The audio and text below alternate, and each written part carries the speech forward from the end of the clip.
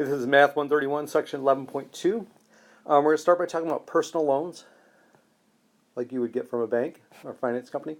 Okay, so the amount of credit extended, or the principal of the loan, which is the amount that you borrow, and the interest rate, all of that depends on the assurance that you can give the lender that you'll be able to repay the loan. So your interest rate is based on your ability, or their determined ability for you to repay. How much they'll lend you is determined by that, and maybe the amount of credit they give you, if they give you like an amount of credit. Okay.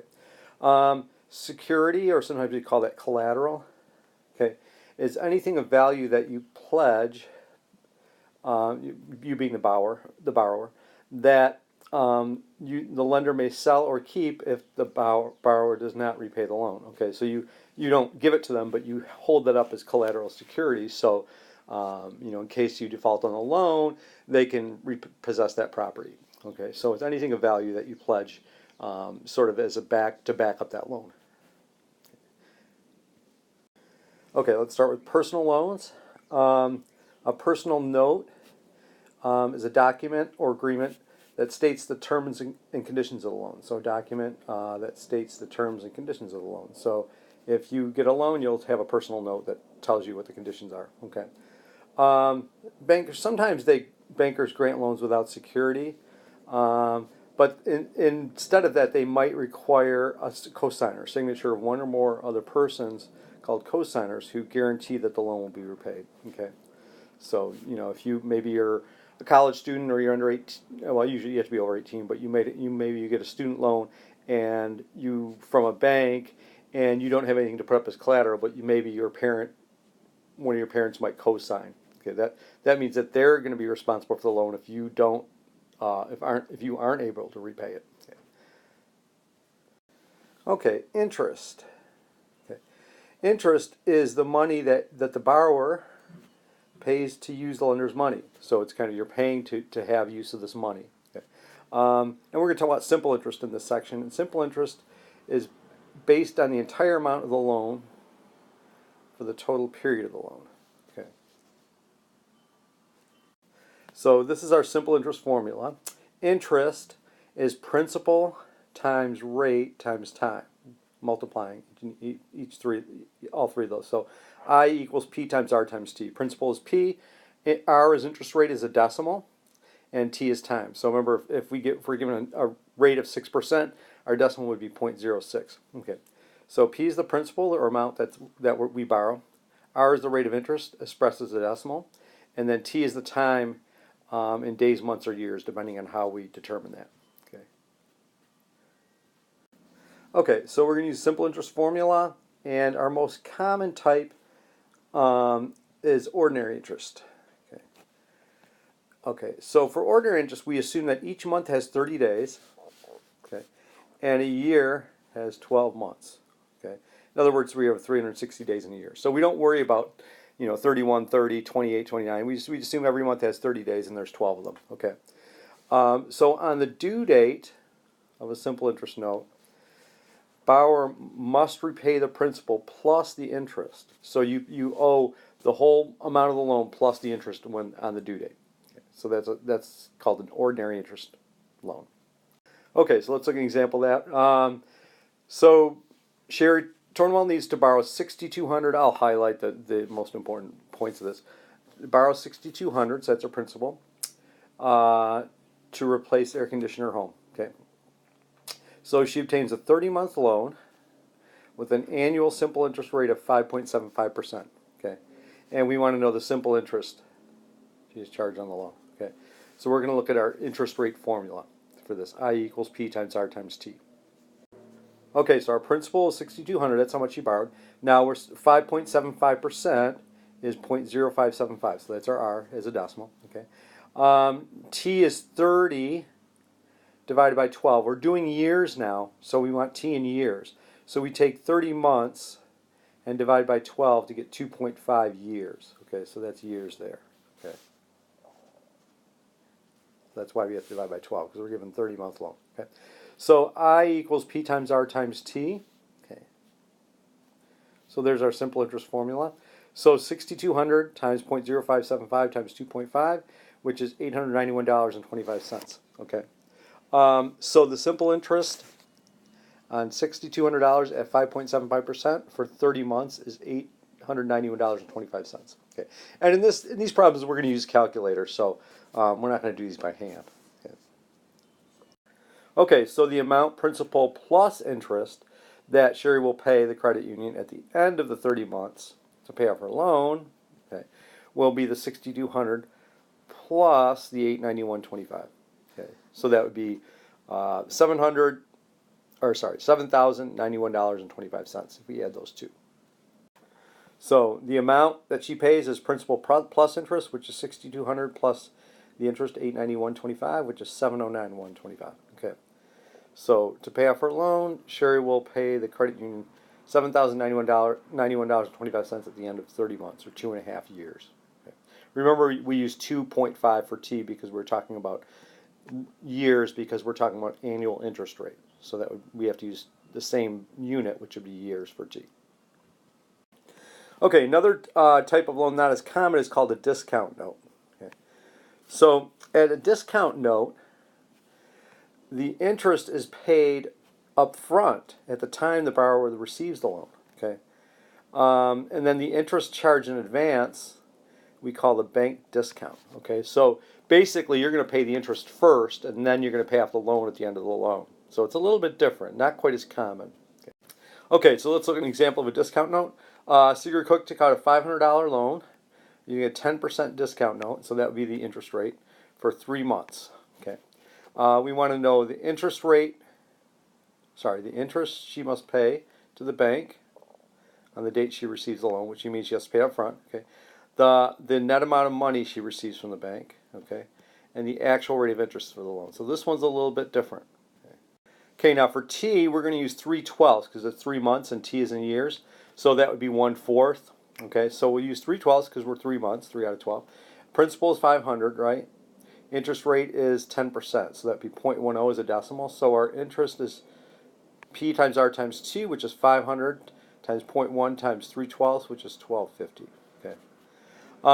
So the net amount is how much she borrowed minus the interest. So that would be 500 minus 1250. So she only gets 487.50 because she paid the interest up front. In other words, she didn't give them a check for the interest, but they took it out when she first got the loan. Okay, so the interest is paid up front there. Okay. Now here's the tricky part. We want to figure out the actual interest rate. So we kind of think of it in terms of a regular loan that we like the first type we looked at. So we're going to use our I equals PRT. Okay, and we already know the interest is 1250, right? But think about the amount she got for the loan. It's really 487.50. You know, that was her loan, right? Because she didn't really get 500. Okay, and then we're going to put times R times 3/12. So we're using the same time. Now we're going to figure out what that interest rate is to kind of get what the actual interest rate was if it were a regular loan. Okay, so here we're going to substitute, or we're going to solve for R here. So 1250 equals 487.50 times 3/12 is 121.875 times R. Okay, and then we divide both sides by 121.875. So we get R equals 12.5 divided by 121.875, which means R is about 0.1026.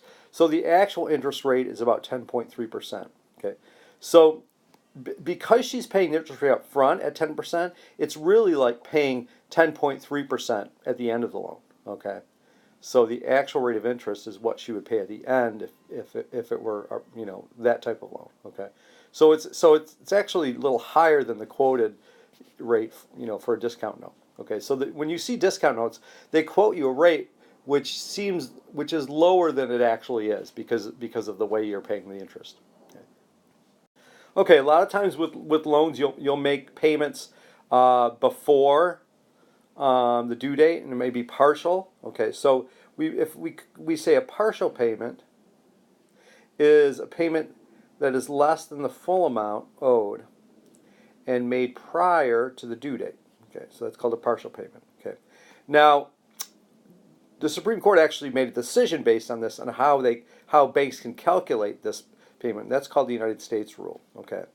So that the U.S. rule or United States rule determines how the banks can calculate what this, partial payment can do to your account. Okay. Okay, so the United States rule says this: if a partial payment is made on the loan, interest is computed on the principal from the first day of the loan until the date of the partial payment. Okay, so in other words, you're only going to pay interest on the whole thing until you make a partial payment. Okay, and then you're going to pay interest on a smaller part. Okay. So what we have to do is kind of count the days until the first payment to figure out what the interest is, up until that point. Okay, and then when we do that, the partial payment is used to pay the interest first, and then the rest of the payment is used to reduce the principal. Okay, so whatever interest is due gets paid before you start paying off the principal when you make a partial payment. Okay, and then the balance due on the date of maturity, when that'd be the end of the date of the loan, we find that by computing interest due since the last partial payment and adding this interest to the unpaid principal. Okay, so it's a little, you got to kind of keep track of everything. But if you think of, if you make a payment in the middle of the loan period, you're going to pay off all the interest that had already accrued on it first, and then take away money from the principal. Okay, and then at the end, you're going to figure out what other interest is still due, and then add it to the remaining principal. So it's kind of logically makes sense, but we'll look at examples of this. Okay, the banker's rule is used to calculate simple interest when applying the United States rule. Okay, so we're applying the U.S. rule, as we just talked about, but the banker's rule considers a year to have 360 days, not 365.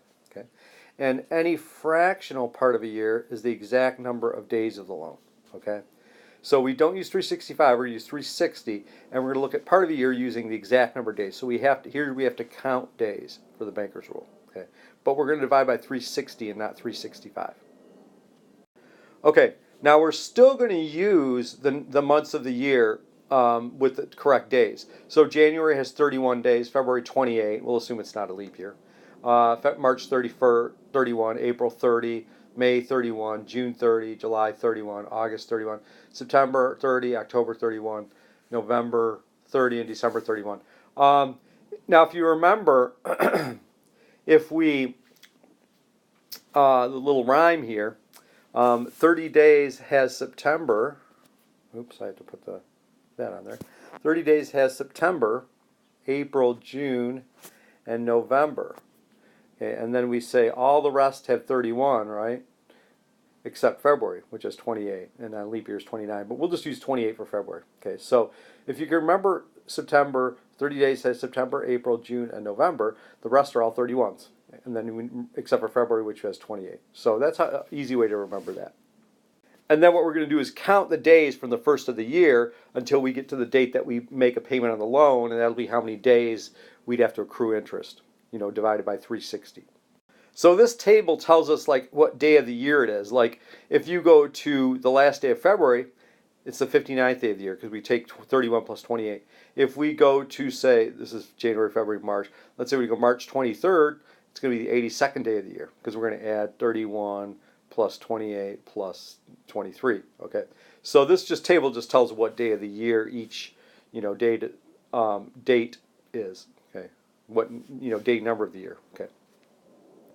Okay, so Kathy is a mathematics teacher. She plans to attend a national conference to pay for her airfare on November 1st, 2010. So remember that date. Okay, she takes out 120-day loan for $400, okay, at an interest rate of 12.5%, okay, and she uses some birthday gift money to make a partial payment. So she makes a partial payment of $150 on January 5th, 2011. Okay, so we're going to have to count the days from November 1st to January 5th and see how much interest has gone on that account. Okay, and that's to see how much that $150 she pays. Is going to pay off whatever interest accrued plus principal. Okay, so it'll pay the interest first because we're going to use banker's rule. Okay, using the U.S. rule. Okay, and then she makes a second partial payment of $100 on February 2nd. Okay, so first of all we want to do the due date of the loan. Okay, November 1st is the 305th day of the year. Okay, so we go 305 plus 120, and that gives us the 425th day of the year, which goes into the next year. So subtract 365. That's going to take us to March 1st, 2011. Okay. Now we can do this by kind of adding the days of each month. So we'll look at that in class. But this will take us to March 1st, 2011. Okay. Is when is the due date of the loan. That's when everything is due. Okay. Okay. We want to know the interest and the amount credited to the principal on January 5th when she makes that first $150 payment. Okay. So now January 5th is the 5th day of the year. And November 1st is the 305th day of the year, so we just take 365 minus 305 to get 60, plus 5 will give us 65. Okay, so that would be 65 days. Okay, so here's how I do the interest. This is how much she borrowed. This is the interest rate. This is the time, 65 days out of 360. Remember, we're using banker's rule, so we use 360. Okay, and we multiply that out using a calculator, we get 903. So that's the interest due when she makes that first payment. Okay, so the 150 will pay the 903 interest first, and then the rest of that, which is 140.97, goes credited to the principal. Okay, so now our new principal is 400 minus 140.97. See, the interest is paid off from up to that point, and now our new principal is going to be 259.03. So it's sort of like a new loan now of 259.03, and it's starting on January 5th. Okay, and the interest has been paid off on the old one. Okay, so you kind of think of it that way. Okay, so that 150 paid 903 of the interest, which was all the interest due, and then took away 140.97 from the principal. So that means we have 259.03 still due at January 5th. Okay, now we go to February 2nd when she makes the next payment. Okay, we're going to use banker's rule, calculate interest from January 5th to February 2nd. Okay, so that's going to be 28 days. Okay. So now our new principal is 259.03. Okay, times the interest rate is 0.125, and then 28 over 360. We're going 28 days, so that's 252. So that's the new interest up to February 5th. Okay. Okay, so now on February 5th she makes a $100 payment. It pays off the interest, which is the 252 that accrued up from the last payment, and that means 97.48 is left to credit to the principal. So now our new principal, adjusted principal, is the 259.03 minus 97.48, okay, which is 161.55. So now it's like a new loan that's at 161.55 in February when she makes the second payment, which is February 2nd. Okay, so now we want to know how much she must pay on the due date, okay, which is March 1st. Okay, so from February 2nd to March 1st is 27 days. We can use that table or we can just figure it out. Okay, so the interest on those last 27 days is 161.55, which is that principal on February 2nd, times the interest rate, times how many days went by out of the 360. So 27 over 360. So the next interest payment would be $1.51 on the due date. So the balance due is 161.55 plus the 151, which is 163.06. Okay, so that would be the amount due on the due date. You see, those partial payments will come out of the account, but we got to pay off the interest that's due first. Okay, before we start taking money out of the principal. Okay, so we'll look at other examples in class, but kind of getting an idea of how we make partial payments on a loan.